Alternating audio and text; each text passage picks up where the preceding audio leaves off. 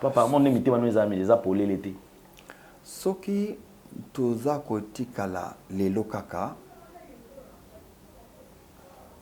ce n'est pas que Nazana maïl l'été, il y a sauter un étage, il sauter nassé.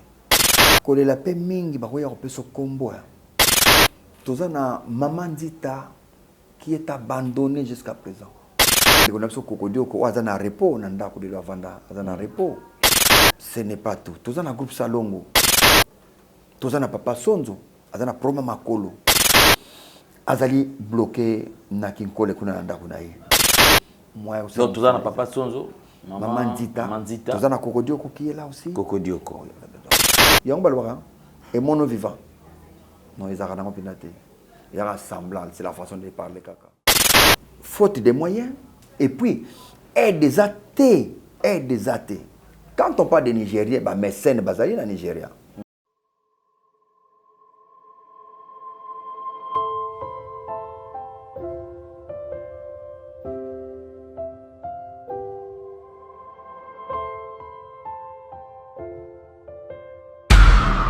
Spéciale retraite de prière et de délivrance en direct des radios Purim.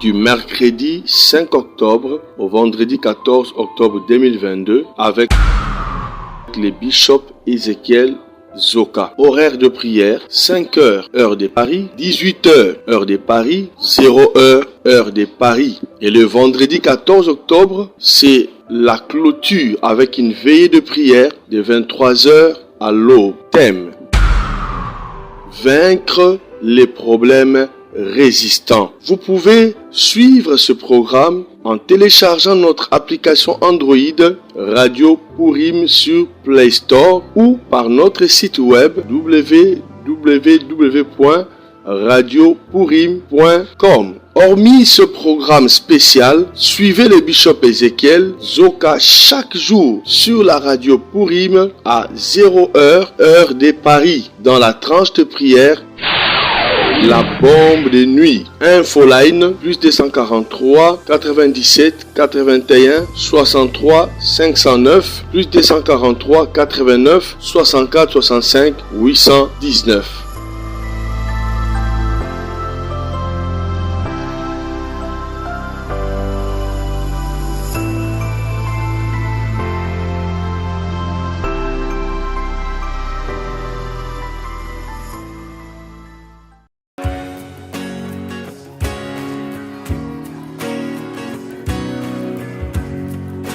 Shalom enfants de Dieu, je suis votre frère le prophète Paul Fulgence Koussou, le pasteur principal de l'église Emmanuel Rapha.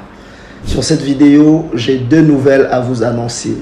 La première est, depuis décembre 2021, l'église Emmanuel Rapha est propriétaire d'un terrain grâce à votre soutien, grâce à votre appui. Et ce terrain se situe sur l'avenue Bobila dans la commune de Ngaliema. La deuxième des choses, je viens auprès de vous, mes papas, mes mamans, mes frères et sœurs, vous demander votre accompagnement pour la construction de la dite temple. Nous avons besoin de vous. Nous voulons bâtir ce temple ensemble. Vous voulez contribuer à la construction de ce temple, en tout cas, n'hésitez pas et le Seigneur ne manquera pas à vous bénir. Il y a un numéro M-Pesa qui est affiché au bas de votre écran. Même pour nous contacter, vous pouvez contacter le même numéro. Le numéro est sur WhatsApp ou encore il y a un lien PayPal qui est affiché là-bas. Tout ce que vous avez, vous voulez contribuer à la construction de ces temples. En tout cas, Dieu ne manquera pas à vous bénir. Faites-le non pas pour le prophète, mais faites-le pour l'amour de Dieu et pour soutenir l'œuvre de Dieu. Si une fois l'église Emmanuel Rapha où le prophète Fulgence a été une bénédiction pour vous, pour votre famille, pour votre nation, alors n'hésitez pas à être aussi une bénédiction pour l'œuvre dont il est pasteur. Que Dieu vous bénisse. Shalom chez vous.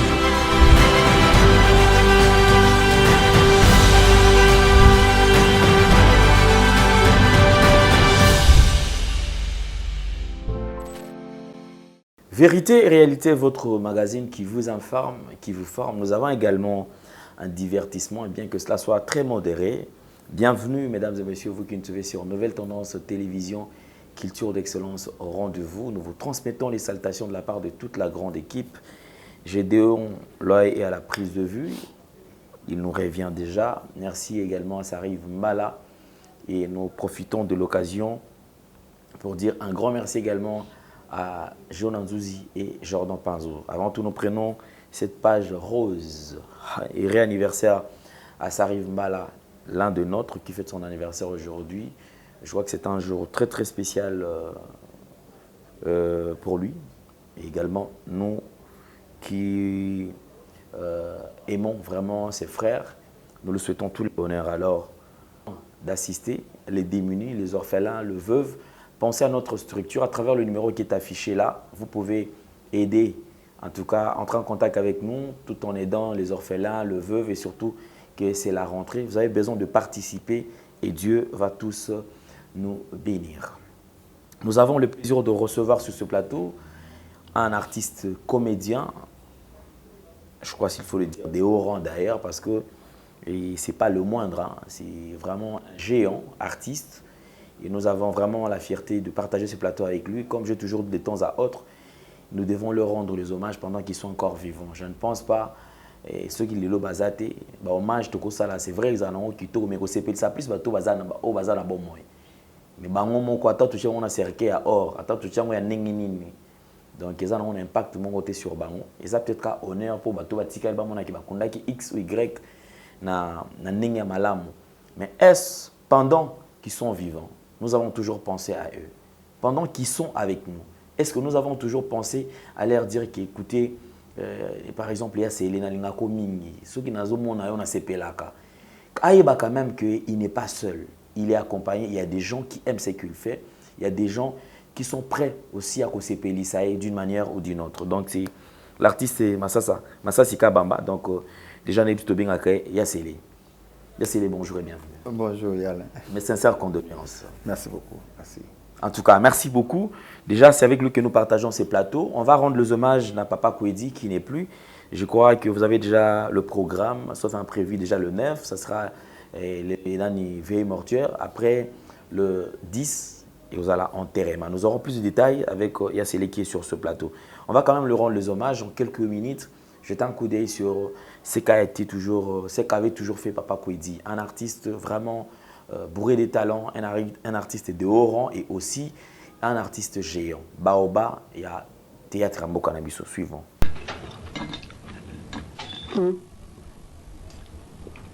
Continue. Oh, il y en a nous. Oh, vas-y. Oui, mais. Non, comme ça. Eza recette moko ya sika na découvrir. Nazo goût tanga oui c'est na kata. Kasi nyonso wana ekoti kuna te eza ba ingrédient oyo il faut kotia kuna pona nini. Kasi recette yango ya sika bapesi ngai. Courage. Yango. Kasi. Nasala yango kasi pona yote. Yo mutoko mika mikolo kaka na lembi na uti musala ya ba fatigue. Yango na ngeke ko découvrir recette nga bibona ko sala ngo pona ye okulia. Musala. Moussa il est trop la responsabilité. Et puis, vous l'avez poussé. On dirait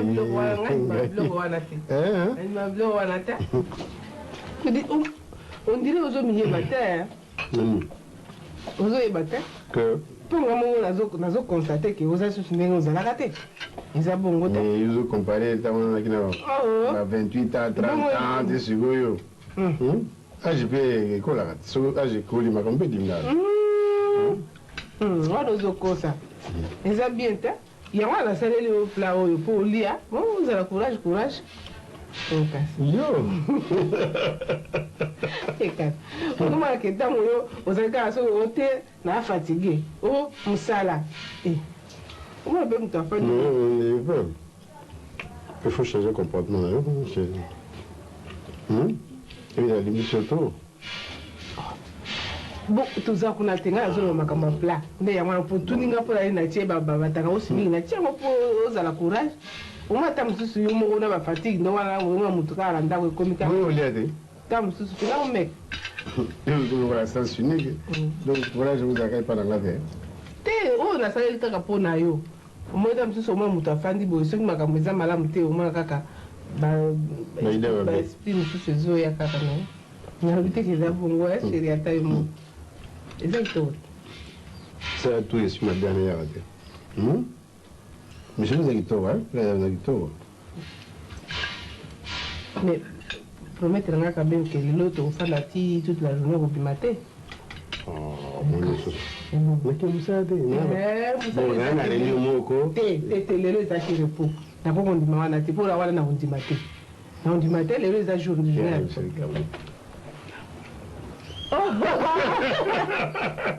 ti lelo tikakaka journée mobimba ti lobi parce que lelo tovandi bomoni mabe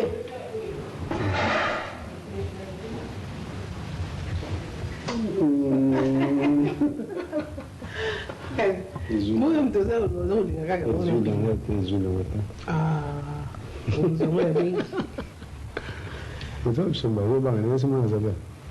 te nalobi kaka ke omonisi loki ça va dans les rendez-vous tovandi boye calme au lieu d'avoir des idées baide eza te baide eza suta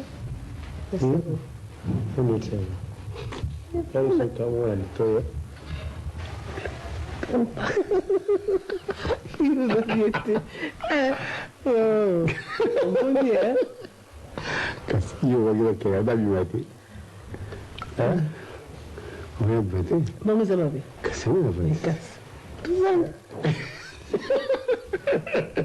nayinanga te wazotimolanga nangi te eza bongo te de temps en temps il faut tout kaka boye te po tobandaki kaka boye ndenge boye ndenge tobandaki te tamuzobosaka bango nga bosana te yo nde obosana efi aza ye kutu azali na ndako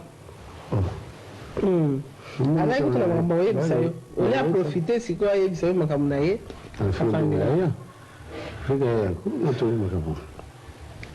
mais moi je préfère que mo va yebisa yo ke nga na yebisa yo nselaka yoka esemwe ozosani kuni. Nous sommes de retour sur ce plateau. Yasseli. Oui, papa. Témoignage, nous allons regarder quand même.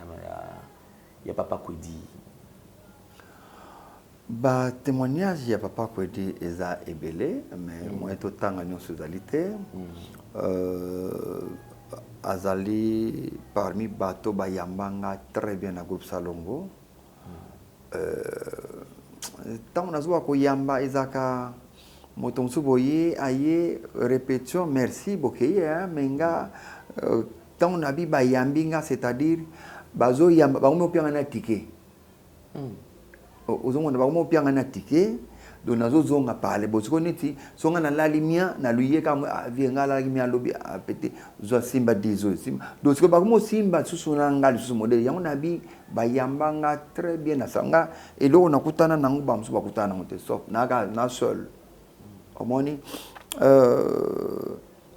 moi c'est un botaka abota moi na flac botaka TJ donc c'est les groupes salongo muta futelanga na maternité ya mama yemo to ya sombi lamba mama mabela sombi lamba vie bale mondial la futi maternité mama bomengo sombi li papa donc pa ko dia pesi mbongo so ya bersoni donc bango tu ba salelanga bungu na salongo. Donc, na kutana na grâce wana na salongo. Et tant on a joué rôle ya Kizengi ya tukudia yo. Tant on a dit tukudia yo. Muto ya yebisa kinga ke kotika liboko tika la kabo ya Kizengi te ningi saka popula ke kwa ventilateur, c'est pas Kwedi. C'est pas Kwedi muto ça non, petit, un artiste quand tu joues, il faut aussi contrôler la kayomoko, il faut contrôler le public bazolanda yo. Donc, attention, parce que si vous avez un public, vous avez un contrôler au côté maï. Attention, quand tu parles petit, donc attention du bon et pour la kaka. Là, ils vont confirmer que tu es artiste. Alors maintenant, quand on jouait, on a toujours na gizengi nanga. Tu dis ayo, on tient du bogo. Tu dis ayo donc, nazo bosa n'était na pour la kaka. Tato va nazo ga mutozo, mais ni boko nazo pour la. C'était comme ça, comme ventilateur. C'est ça papa quoi dit. Il y en a beaucoup, il y en a beaucoup. Un monument. C'est vrai que Azali parmi les bateaux, Lakisa et Bolingo, communiquer quelque chose, même apport sur le plan artistique, et pas en haut sur le bango tout à l'heure, qu'ils ont équipé, c'est vrai, avant apporter un plus. Alors, Lelo, quand même, Papa Kwedi est parti. Je pense que vous êtes le seul artiste au Meka qui kolobé la yango.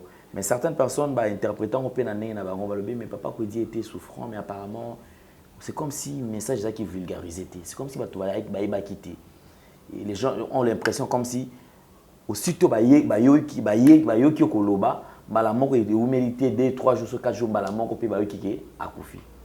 Alors, qu'est-ce qui s'est passé réellement? Est-ce qu'il y a des gens qui t'ont qu'est-ce qui a fait que la communication et ça la mapeda mais ça, je peux dire que Papa Kwedi tindenga kufi atikali kakaye. Do aza ye na kati na comme ni banda ni aza tikali kakaye. C'est un baobab comme Otiko Lobango, c'est un géant, c'est un papa. Un papa oya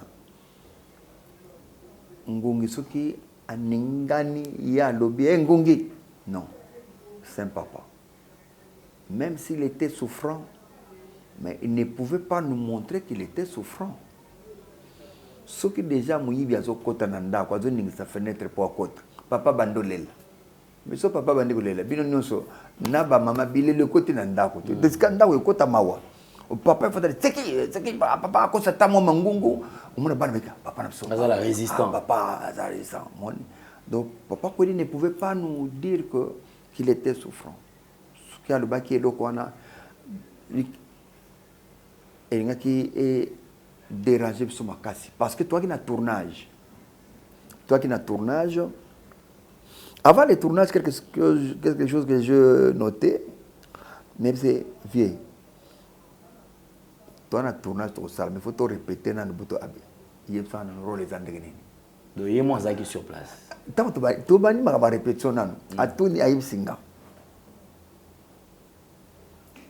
Expliquer une histoire des andrénines.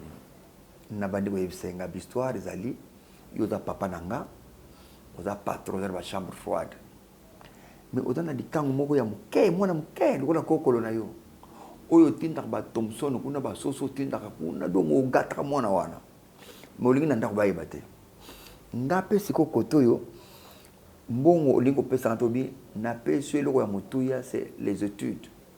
Tu as fait tes études 1.3 le kavina yo nga ba parents nga ba sunga kingate abina nga après même si après moi si on ngape ngina okutana na epé ezaka petit to na yo pesa biloko ngina okutani na ndenge nanga asepela pe nanga apesi nga lar nga na zu ghetto moko boy siko na ndenge ko lukanga nanga tozui na zu musala moko ya okende bandondo na camion munene ler nga na zu na petit on a parlé nga na zu ko toke voyage na bandondo or kota maluko mutuka e ko fe roulement e bukani il fallait to zonga siko petite pas benga ki père abi non en tout cas il faut en parler na zu ndaku ozomona chéri zu ndaku donc aleli pe jour yo ya na ndaku ndoko lala wana e na tongo olati liputa moko na madame biso pe to ye roulement to lali na nzela na maluko to zongi roulement e bukanaki tozongi na ndako na yo kuto siko na ndako na nga yo na madame na nga via seki aseki ma petit est-ce que moi tu me vois na ndenge nga vie nini za scénario na ngai eza so komi scénario c'est la casting na yo ngana komi scénario na ngana c'est le casting oui petit ouais tu as bien écrit l'histoire c'est bon mais tiens masomo pesa masomo sala rolwana aboyi ko sala rolwana donc ça refus à soukavie à sali na mosala théâtre boyi rolwana pesa masomo moi je vais être son ami. OK, c'était comme ça accompagné kaïga il y a accompagné il y a boyi moko à mon petite fille il y a t'as du village non et quand on a changé de rôle, tu bandi pe tournage. Tout ça, le tournage est bien. Le premier jour, tout ça est bien. C'est que le deuxième jour, tant que Koutani, et pas Karine Pala na bandal, c'est que tu tourné, bah tableau et tika na bangone masumu, yé masumu nde a sali rôle wana, mais c'est que yé faut accompagner bas ça c'est que commentaire, petit à moi zandenge nini, oh yo lobi mikolo ya simbi yo azado, ba mikolo ça commentaire. Oui, abi bon on tout ça là vendredi. Demain jeudi, il y a tenté samedi pas moi chaque vendredi parce que 14h tout ça na réunion ya Sokoda. Tout ça réunion Sokoda. Donc tiens, il y a ça moi à 10h tout ça là les 3 tableaux et après 14h que Sokoda. C'est comme ça il m'a dit. Tout tambol n'est pas Karine pas là. Na Oasis en face ya maquette wana. Tout tambol n'est na station Nirmiri. Le mercredi. Kabouani, il y a une victoire.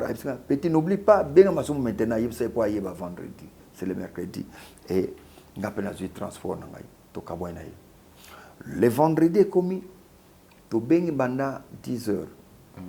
Téléphone, ils ont sonné, benga, tant qu'on 10h, 11h, 11h, 12h. Bon. Est-ce que, mais c'est ton scénario, est-ce que tu peux changer un peu, tu peux modifier un peu? Oui, j'ai tout modifié mon casse. Donc là, il était, tout le monde même après, quand tu changes le tableau, tu maximum, tout ça, les 3 tableaux.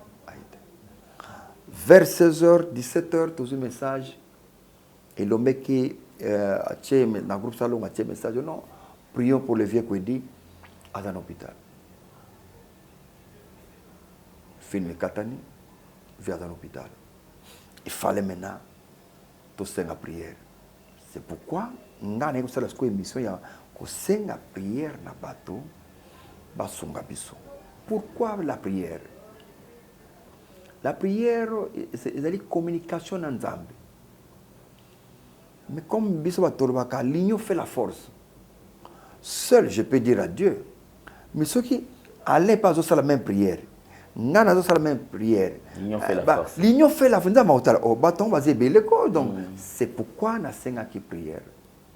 Donc, ceux qui ont maladie, tout ça qui est, mais Azaki papa qui ne pouvait pas nous dire que je suis malade pour et affecter biso. Donc, à bomba qui n'a mais donc, à se retrouver dans l'hôpital. Donc, il était un papa. Donc c'était un secret, je peux dire. Non,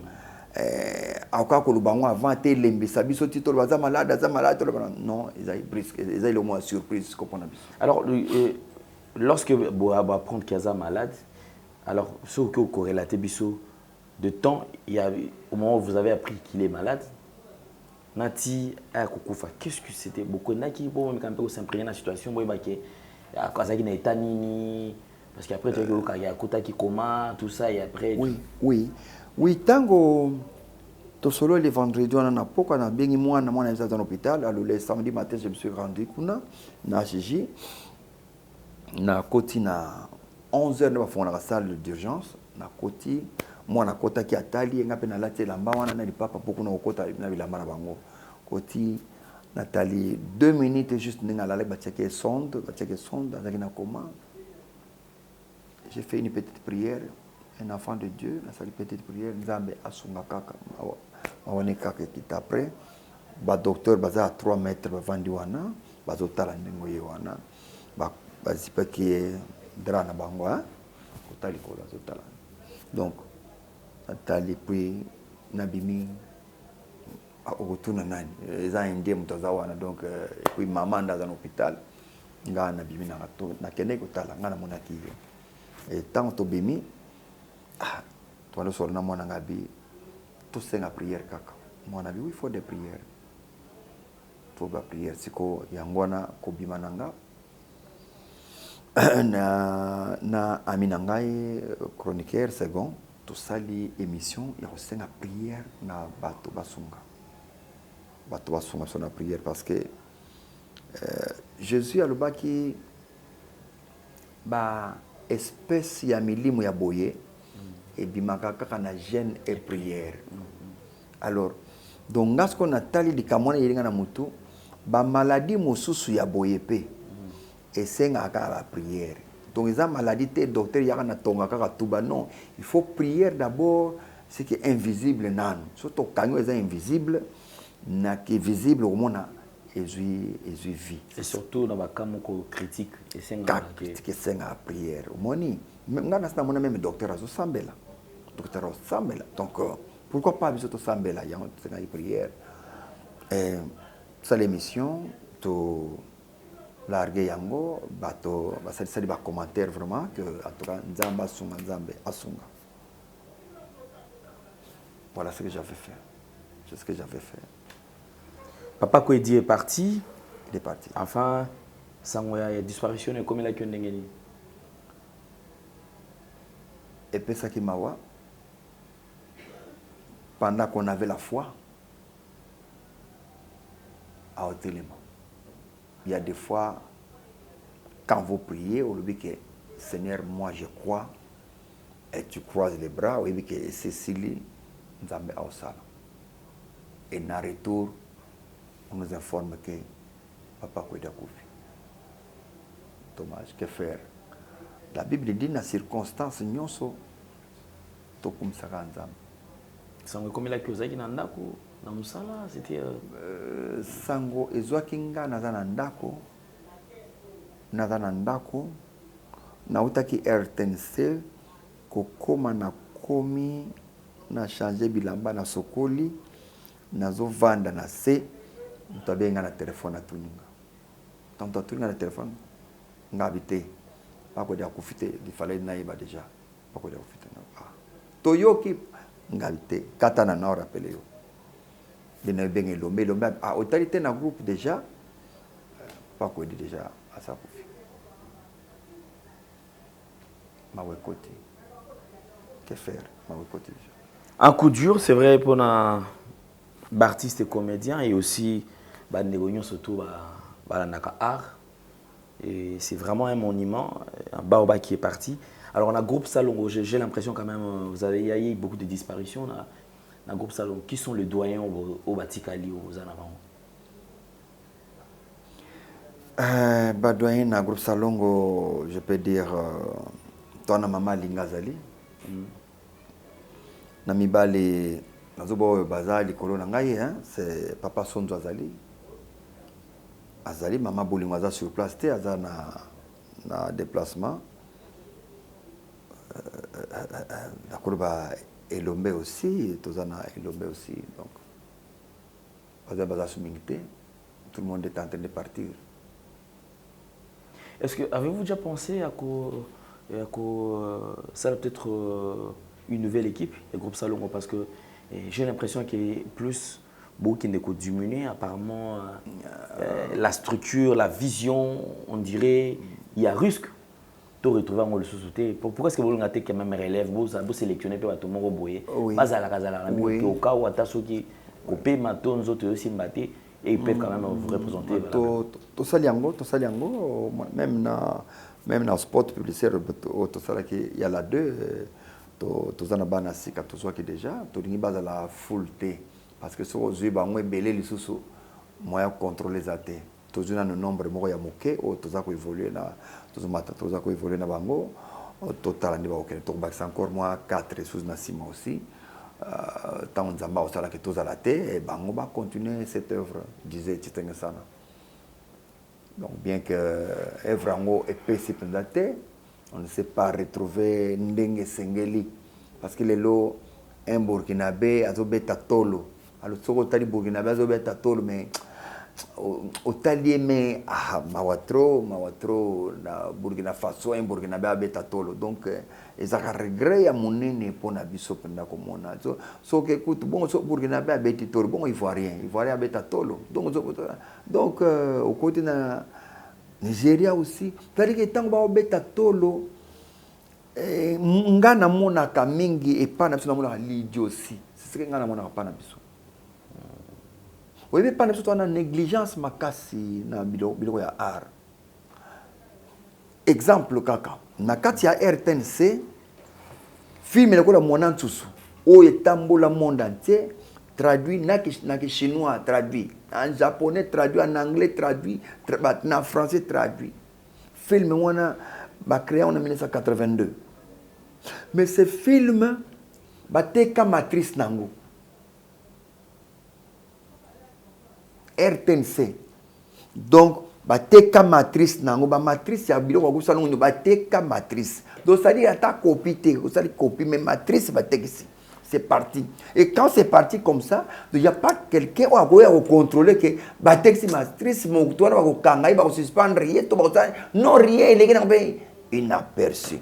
Au moins, comment nous travaillons à RDC? Un artiste qui a fait plus de 100 films, 100. Plus de 100 films tournés, plus de 100. Mosusu ko toyebi susu titre te bango expliquer yo kaka mais oyebi amzo di maka mais oyebi te osalango ka osalango wapi même décor ba la so oyebi susu te mais moto wana aza toujours locataire aza toujours kozwa kaka fula oya 500 francs nzili matete selemba oyemba na générique groupe salon matete yolonga ba masina. Donc on ne s'est pas retrouvé tozwe le côté. Alain Dele, tout ça sur la libanda, parfois le non, papa quoi dit bah PC bah trophée. Oui. Bah trophée symbolique. Et bah trophée où il y a une enveloppe na c'était. Ils ont accompagné té. Ils ont accompagné nana quoi ça l'accompagnement. Les agama bende wana to libaya. Mais li bende to libaya ya pamba ba ou ba bola c'était kangina c'est bah peso ya pamba c'est. Il y a pas l'accompagnement. Alain Dele yo ti bambo ke belé. Dans l'Afrique du Sud, on a Bobenga, Mutukola, musicien Mounini Amboka, que son âme repose en paix. Rastaman Nabiso Koufa, Lucky Dubé. Bobenga, Ibo Peseka, trophée Yango, Libaya, a félicitations, papa, Yemba, Bobina, trophée Libaya, il n'y a pas mon pessier. Moi, je ne crois pas. Mais pas Nabiso Salamaka. Et pas Nabiso c'est autorisé. Donc, Moutosali Moussala plus de 40 ans. Bah, peso même médaille, il y a bronze, même il y a argent, bah, peso Biso jusqu'à présent, à ta médaille, mon côté. Oh, ta bah, félicitations. Nazana Moussoki, bah, 4 katines, bah, félicitations. Trophée mon côté. Alem Koloko, Mananda, on a un 4 katines, bah, félicitations. Félicitations, félicitations, car ils ont 4 katines. So, bah, peso na tienne 4 katines. Mais, bah, organisation, ils sauté à trophée. Bon, tant on a un trophée, c'est-à-dire l'État a été sauté. L'État a été sauté. Mais trophée, on a tangi JP Massamba avec docteur Songaba, on a fait un trophée, il y a JP Massamba, il y a docteur Songaba. On a compte, il y a. On est en maoua, que non. Tout ça là, quand même, pour pas sentir que bazali. Nous ali fondation to kanisa, ta muto. To pesa ya ta moi courage. Bozo atali bendo kasi. Chata na pale ata mowe monana. Mais na compte ya l'état yé moko to zate. Comme non, c'est pas vrai. Aucune enveloppe où est accompagné que papa Kwedi a se retrouvé que l'anglais n'a évité moi na papa Kwedi n'a pas na sala mosala na zonga place à papa. Qui peut le dire? Non, qui peut le dire? C'est entre nous. Moi na moko ya papa Kwedi ko nimate. Parti ou bien Joe muto ko nimajo ngana ba no sala théâtre be mainar wana tika makambo zo sala ngana sala théâtre. Non, ils en l'engité ba continuer mo sala mosala papa. Mais papa l'avait fait. Donc, il avait les 100. Il y a comédie. C'est pourquoi à maintenir à Koufi na champ de bataille. Papa Koufi Koufi na champ de bataille, film Katani, na champ de bataille. Mais Azaki, Mouton Moulin, des fois qu'il est na souka. Papa Koufi est arrivé, na souka, film Katani. Non, Aza malade, mais na sala kaka, na kouko abandonné. C'est ce qu'il a fait. Mais Lelo, à Koufi Atikinini, Azunini. Bama Chako, même Bachaba, même. Le groupe Salongo, les groupes Salongo, ils 50 ans. Dans 3 ans, le groupe Salongo, il 50 ans. Mais ce que dans 50 ans, le groupe Salongo, l'état salaire pour un groupe émission au théâtre de chez nous groupe salon attends émission il y a pamba attendez bapiaka merci na cette émission en tout cas vraiment et sunga biso sala ah alors donc il est mozate oyo et beauté donc biso toi génération moko sacrifié c'est tout. Est-ce que vous avez déjà revendiqué quand même parce qu'il y a un peu dans la procédure il y a ça là peut-être besoin la reconnaître bien non parce que au côté de la mutumona présidence wa groupe salon bon c'est pas vite ah quand c'est bon bon revendication tant ba on ba chaîne boy bang ba la na honte bang ba bien honte tout ça et c'est ce qui nous étonne en fait to ka bato kinga bakinga kati nani est-ce que déjà ta spécial kinga kati mo que groupe salon et ça mapé était il y a pourquoi spécial nalobi o bazwa groupe salon on ba invité bango na kingakati parce que le théâtre le tout le monde a battu sur kenda ko dondo na kingakati ils ont appris ça où ba tira nyo surtout cordon et pas na bino na comme ça na sepela na kamoko waze kwa oyebi waze kwa abaki héritage congolais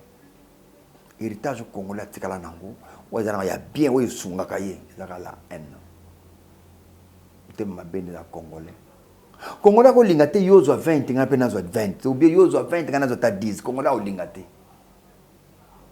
le président de la République ala makambele na mtu président makamebele gauche droite ba chinois bende nyoso yaka we yela kai donc ndena l'émission de Bosso n'émission qu'on a bien comme ça tout comme on a président tout semble la mingi président so béton Fatibé tout semble la mingi sinon mon comme ça au moins muto beta kano pa pour nini makamwe côté ma et kebele tout semble la pona yé président n'est pas un magicien et le fait Mobutu il n'est pas magicien mais président azana ba bureau a chawana oyo e kusunga kai ko rappeler kaye son excellence des cam dossier tel tout ça là on a son excellence bah oui ça y est mais président c'est caractère ninga zawan ora za besoin c'est président n'a pas besoin avant de soirée quoi 20h président va dans la salle pénal ba bimi ce groupe salon au temps président c'est qui tant ah c'est long mais c'est bon en tout cas non to me la maina batuana to lia mo fofo c'est asa un peu dans besoin mais bureau ya culture réaliser bureau culture na ninte la présidence c'est yom to tanga kamona Afrique du Sud moi département na ya exactement la présidence ya raté mais présidence c'est raté pourquoi si vous bureau aux parce que si on a que naganga to naganga na balabana na mégaphone mais quand on fait des émissions il y a un na ka bazolanda ba bien pourquoi président c'est raté président Mobutu azako seka le fait musée azako seka tous a invité to c'est qui si président c'est qui donc et ça na arwana nzoto il faut essayer capter moi c'est détendre mais biso to gang na moi pas wa psycho so to na TV to gang revendication c'est ça déjà mais nous sommes un peuple mis à part tout ça na casting na bango tout ça c'est très compliqué est-ce que tokolo baté que bino apparemment ndi bolobo bolakela théâtre congolais mabé. Parce que j'ai l'impression que sur le même à théâtre, à l'époque, sur le Ivoirien, ils se sont inspirés dans le Congolais. Les Nigériens, Congo. À cette époque, c'est tout le temps référence. Congo, Congo, c'est ça qui groupe Simba, groupe Salon. Alors en parlant à groupe Salon, Bino qui référence bon inspira Batou et Belé. Qu'est-ce qui fait qu'il peut-être relève na Bino Batou, Bazo Bimasika, Batou de l'eau. Travailler pour na bango qui va un succès. Qu'est-ce qui fait que jusque là bango ba ko combattre ataba série sika ozo le kana banani ati ce n'est pas des kambo ya ko combattre ba to ko lukanini ezaka des kambo que moto yo azana dossier ayibike groupe salongo soto memi bango ba salibo ba go bonga ba ko tambola pe na mituka ba ko lala pe na ndako kitoko ba ko rien tozonga na waze quoi la rocha bangote baba bazala bongo biso toza do tozanga yo pe zanga ngape na zanga kubalba na anglais bichiki la tuboya ya mona sana parce que non anglais wana te c'est yo d'Afrique ici voilà yo anglais c'est que uta una te uta ko temzuzu bichiki la tuboya c'est Yo yebite et sopana bon to lokota. En tout cas. Et sopana to lokota e be bakaka. Et be bana e sopana na ngo to lokota ngona sine be bakaka. Parce que mouton va dans chaque institution ils ont un mouton numéro 1 où il y a institution. Et dans la joint comme dans la secrétaire ainsi de suite à l'antenne c'est. Mais pour le numéro 1 à quoi que par exemple na misé exemple na misé groupe salon ezate exemple na kaka na misé auquel le groupe salon ezate. Mais ce numéro misé c'est numéro 1 té. Mais il y a archiviste azate. Archiviste ne peut pas à quoi que ah na archive bilo kwa groupe salon ezate. À quoi bangote. Mais il y a archiviste ah ma foi ezate moi je gagne quoi. Ah bon c'est et bon numéro 1 à quoi que non kuna est-ce que bateau tel bazali est-ce que bon c'est quoi so a dit tika bavana bango ba nani tika bavana c'est comme ça na mboka na tambula yango ke mboka etambula buruyeke parce que mitem malamu ezoza la penate bien que président a lobito sambe la président yemo boa ki pena a larguer nzambe limbisa biso to sambe mais il y a des gens au bazar toujours pour faire le mal bazar bango balingi salongo ebongate. C'est vraiment triste la makambo toujours à prendre parce que on a quand même besoin parce que art ya mboka na biso qui liboso surtout échange culturel on a et ça là que tout ba zwande ya biso parce que biso trop mango ko imiter ka on a ba congolais ba sali ka film mo isaka nitika ba film en Nigeria. C'est-à-dire que c'est comme si inspiration ba comme limité na inspiration. Lelo netwanda oloba est-ce que kolela na bino tende ça là que théâtre lelo etika la kana niveau CO ezotika la boy. Papa, mon ami, tu vas nous amener des apolés l'été. Ce qui toza kotikala lelo kaka, ce n'est pas que Nazana maï l'été, il y a qu'à sauter un étage, qu'à sauter nassé. C'est pas que Nana maï le wanate. Parfois, je manque les moyens. Au moment où tant monde la salle à film, tant à sauter dans un immeuble. Yo somona caméra télémia on ndenga zo sote ndenga o pandara na se c'est to loko tababi sotra non mais ils a soki a sauté tozu na likolo na se balaki se ka salali arrière plan et la exhibition ndenga zo sauté caméra mso zo ndenga bimi technique to ba TikTok o ezo salama na monde ya film le cinéma le biso to sala yango mais c'est faute de moyens. D'abord, faute de moyens. Vous avez vu que Mboka na biso nanu esala film te. Mboka nanu yemoko nanu esala film te. Déjà départ eza mabe. Mais so tali ba film so to mona na ba télévision mona ambassade ya Mboka tel esala si film. O mona na ambassade esala sa film. Organisme tel esala sa film. Donc mona film ya mboka tel Afrique du Sud oh gouvernement ça c'est film dans gouvernement ça c'est film les gens là sont bien payés très bien payés na figurant très bien payés et puis tant bazu ndaku na yo zape très bien payés na ndaku na wa utiliser mais siko biso awa jamais ba pensa ko sala nanu eloko ya kitoko o ezapena que l'état a tiepe maboko ils ont raté faute de moyens okino sala eloko ya danser ndenge nini so za na moyen te yo mo na ozana mia tala nano déjà tala nano tala cour biso to étape ya mia nano ya nzaleza nano un artiste qui vient à tournage allié nano te cheye allié nano à tournage déjà tala étape to za nango et puis aide des athées quand on parle de Nigérien ba mécène bazali na Nigeria ba mécène bazali bazoni make au sera film tel ngana ndibina patronne moi j'aimais autant film on fait que des bosso ngana j'aimais autant mais awa bazarate ba mécène bazarate awa donc tout ça ba mécène te batu basimba kapena avec bazate biso ba mécène so ba ye allez tout na ba lukani ba momi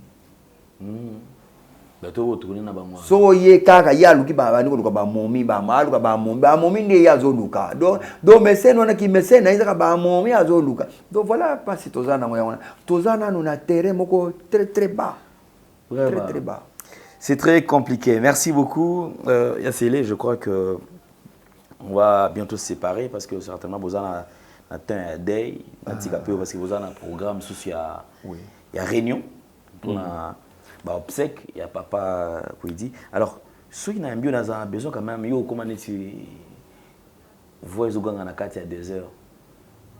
On a tiré un coup gagne que le bel abattu sous ou bazana nani, baza peut-être rejeté, banani tout ça. Alors, qui sont ces artistes, comédiens, autosomes, ou peut-être bazana katia ba difficulté.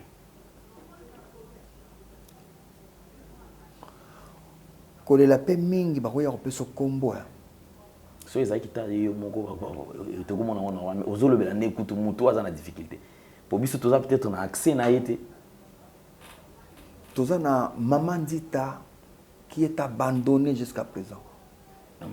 Maman Nzita, abandonnée. Abandonnée, azana aidé, azora aidé, na katia poubelle pendant ba bois kana les oubliettes. Akena Maman Nzita. Ti lelo ba simba kayete.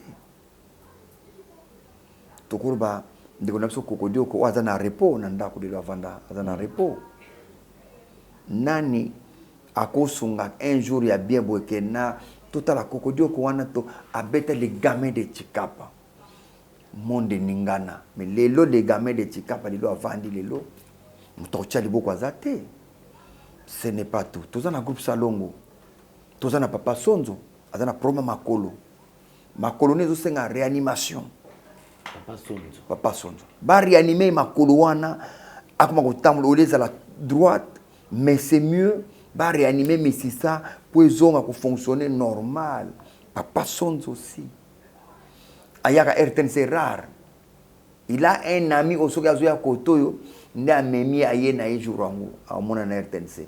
Sinon, il ne peut pas venir parce que à Otambola na ndenge nini pour avoir la bis nini, tout a son moto nini aya Kotoyo bloqué, il a l'arme, moyen de déplacer Zalité et azali bloqué na kinkole kuna nanda kuna yi. Donc Papa Sonzo azali bloqué pona ni makolo moyen et someta ya on biso ba mécène bazate ba to baloba ke bolingi biso to sepela kanga sepela tana mona kabino na sepela tana mona kabino mais siko makolo Papa Sonzo eza bloqué moyen aussi. Donc tozana Papa Sonzo, Maman Nzita tozana Kokodioko qui est là aussi. Kokodioko. Voilà. Donc wapi ba aidango ya kosunga batwana et mono vivant yango et mono vivant. Non, ils ont pinate. Il y a semblant, c'est la façon de parler caca. Et mono vivant za wanate. Parce que ils ont moto so aligné à sala ba ibaka yenda sali. Mais Bible le biso gauche sali droite et baté. To ata wana. Ata na ndinga Nicodème, ya kata na butu na ndinga Nicodème.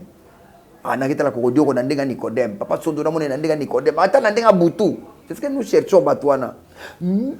Tozo webi na moment moko tomo luka moto yo avova ka makasi bazo sala ba acte. Tomo di mata ya ndingo aya ka sata wana ya. Parce que ba Nicodème ba mona nite mata wana ya butu aya ka sala ta aganga na ime as osala acte kaka. L'artiste a reprendre. Une très bonne chose. Merci beaucoup Yassele. Alors je crois que le programme des obsèques, il y a Papa Kwedi, c'est vrai que la dernière réunion à Lilo. Alors, comment est-ce que l'obsèque est collé? Pour le programme, il y a Papa, un baoba. Lelo, réunion, et aussi à 16h, à partir de 16h, il n'y a pas Major Zolo Zolo. Donc, l'artiste, le président du groupe, il y a pour nous solo là, qu'est-ce qu'on peut faire, qu'est-ce qu'on peut. Mais, le programme est déjà établi, le vendredi, on a veillé. Pour Papa Kwedi na musée national na triomphal tozarwana ti Tongo et l'air tokobimisa le 10 samedi tant tokobimisa na morgue to na une esplanade ya RTNC wana nde moi chef de frère na biso ko leka ndenge ozadela na simanango bakolongola ndoto wana pona komimango na nécropole 1 place biskato tukena ndako na ye ya suka ça le programme. Je ne sais pas. Pour tout contact, déjà pour les contacts, ils allaient ngaïté. Numéro nanga, ils appellent nga moko na makam mais pour soit pour la précision. Mais pour la moto, o ya lobi kenga nalingi na benga quand même famille wana na pesa moi contribution nanga na benga famille wana na sala quelque chose selon ye ko monela bato bazo lala lelo na lupango na poma tete pa ya papa Kwedi moto buso ko lo babo ngana utina moi des cartons nanga ya Thomson batumbata wana ngana utia moi sachet à sucre tozana o besoin Didengo mama mimi mascotte tozana bino elongo olingo tinde loko mais ko benga nga masasi te parce que masasi e makasi na ko dégrener makama tika aya longo ticket ye diminuer comme ndambwa pour éviter des problèmes bo benga mona ya papa Kwedi yemoko vraiment na pesa numéro ne ezali 089 77 94 829 comme on est Mainar moi na papa Kwedi Maimputu obenga moi na liboso c'est mieux contact ezaka moko wana plus 243 89 77 94 829 eza numéro ya moi na papa Kwedi Mainar seul oyo akangi ba numéro nyonso ba contact nyonso obengiye moi participation na yo ezali okotinde pana ekosala malamu mingi quant à moi na ko pena pena ngai pona yanga moko pona précision makamso mike mike plus 243 89 74 80 143 plus 243 89 74 80 143 niza yanga moko donc wana pona makamso mais pona participation contribution ni nyonso bobenga Mainar mwana papa Kwedi ekosala malamu mingi. Merci. Merci beaucoup. Toute chose qui commence bien doit nécessairement finir bien. Mesdames et messieurs, nous avons reçu pour vous déjà un artiste comédien. Question tout simplement de vous mettre au courant de tout ce qui se passe. Donc, en tout cas, merci beaucoup d'avoir répondu à notre invitation. La base de l'année prochaine, parce que merci. Et de comme Nasuka, où ils allaient qui continuent toujours merci. C'est le plus important. Bon, mais je pense que c'est qui nous unit est plus fort que Kabola Abisso. Merci. Bolingo ya solo to na besoin bolingo wana imona na kapena misala. Vous allez malade mingi. Yo la kisi bolingo na yo to sale mission bato ba yo ka to largue moi de kamobo ya papa Kwedi. Yo sali par na yo. Muso pata na kifunda na ye. Abite pe kifunda ye pacha na mesa. Muso na losambo na yacha losambo pe na mesa, je crois que tout ira bien. L'union fait la force. Merci beaucoup Yassile. Alors Tokutani prochainement, merci na Gédéon Loae qui était à la prise de vue et puis joyeux anniversaire na Sariv Mbala. Tokutani prochainement. Au revoir.